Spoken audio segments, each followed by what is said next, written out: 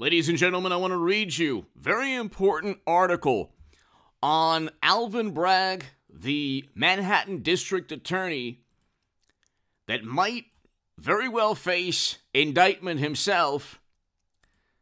You might say, well, that's not going to happen. Here's the New York Post article. Trump rants, Manhattan DA should indict himself over illegal leaks of indictment details. According to Alan Dershowitz, but also Jim Jordan, James Comer, House Republicans, and former President Donald Trump, the Manhattan District Attorney broke the law by leaking and giving information, Trump grand jury information to to one individual in particular, according to Trump. Trump says that he knows who this individual is. So he wrote in Truth Social, quote, "Wow, District Attorney just illegally leaked the various points and complete information on the pathetic indictment against me," Trump wrote. And then he talks about the fact that he knows who the Manhattan District Attorney gave the information to. So, according to Alan Dershowitz, and I talked about this in the past couple of days, the Manhattan District Attorney should be disbarred if he uses Michael Cohen as a star witness, since Michael Cohen is a convicted felon who's lied numerous times and only struck a deal with Democrats, sold his soul to the Democratic Party to get a reduced sentence, simply going after Trump for a reduced sentence because, according to the New York Post, he was $22 million in debt. And according to the New York Post and other publications, he owed millions upon millions to the IRS. So that's why he was indicted. He pled guilty to campaign finance violations that the FEC didn't even view to be laws that were broken. So the Manhattan DA has to combine state statutes with a federal crime for the misdemeanors in New York to become felonies. So those 34 felonies that Trump was indicted on need the federal government to state that Trump committed a federal crime, but the federal government, the DOJ, and the FEC already didn't view this to be even a fine, although the DNC and the Clinton campaign did get fined for purchasing the Steele dossier. Hit subscribe to this channel right now, ladies and gentlemen. Big day today. Arraignment. Apparently no mugshot, because that mugshot would be everywhere. T-shirts. And the funny thing is, it would be worn, the T-shirts would be worn by everybody. Supporters of Trump. I mean, it would be amazing. People voting for, I'm voting for Trump in 24. I mean, you like what's going on now? Countries moving away from the dollar now. Major countries in this world. U.S. economy tanking under Biden.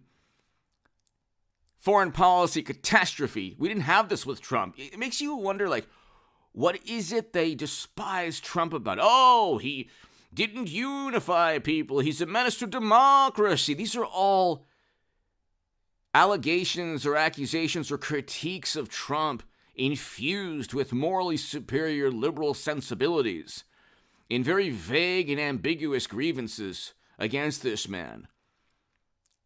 I don't think that he tore the country apart. I think media, Democrats, Hollywood, tech, there was a concerted effort to take this man down.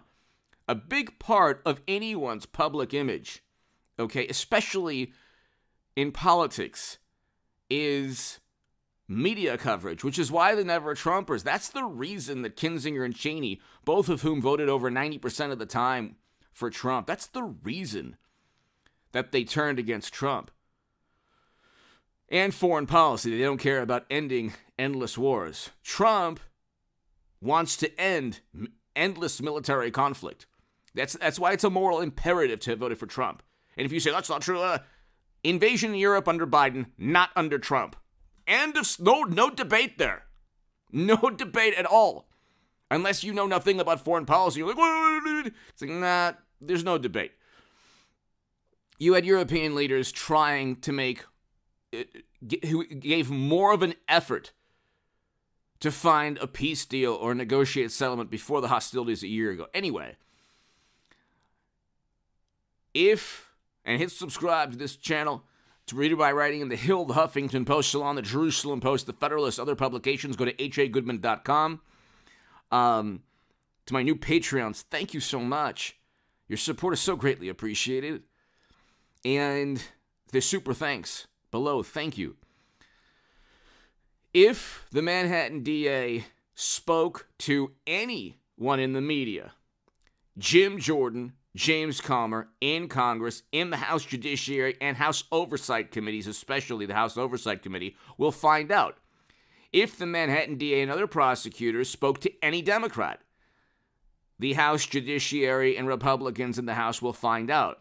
If Stormy Daniels and Michael Avenatti and a Hillary Clinton super PAC, I should say, which is working with the founder of a Hillary Clinton super PAC, was working with Michael Avenatti for his presidential run. Avenatti's in prison now. Okay. Did anyone any of the prosecutors know about this? Did they work with anyone from that super PAC? Was there any Democrat, anyone from the Democratic National Committee involved in this? And so, again, you're not like, here's the thing. There is not one person on this planet, ladies and gentlemen. There is not 7 billion plus people. There's not one person on this planet who thinks this is about the rule of law. Not one person. Everyone on the planet knows these are Democrats, Tammany Hall Democrats, modern-day Tammany Hall, who are utilizing state government or city prosecutors to go after Trump on a federal crime he didn't commit. Think about that for a second. Think about the logic.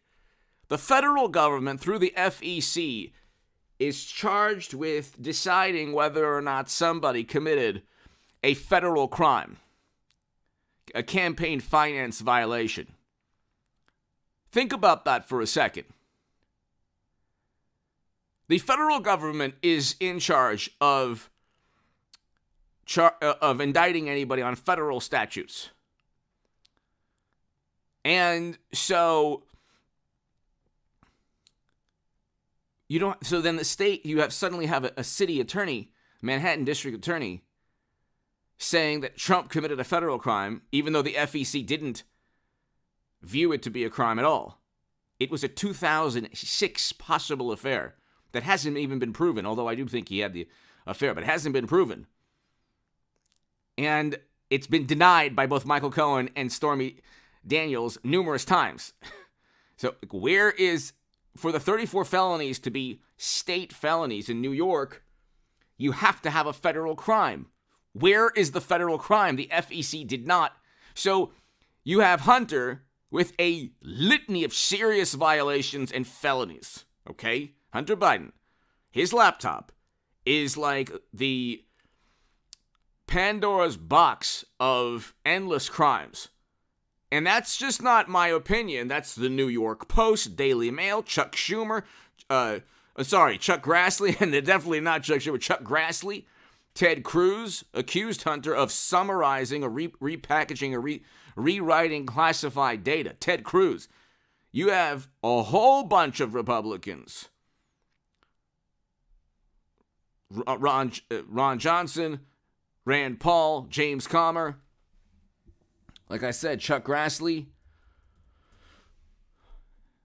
Looking and saying, Rudy Giuliani, looking and saying, hey, you know what? Yeah, the classified data issue also is in Hunter's laptop. But you have, and then you have Hillary private servers. I mean, it's completely illegal. I think that Hillary Clinton will be the 24 nominee for the Democratic Party. I think it'll be Trump, Hillary. But you have all these crimes, but it's get Trump.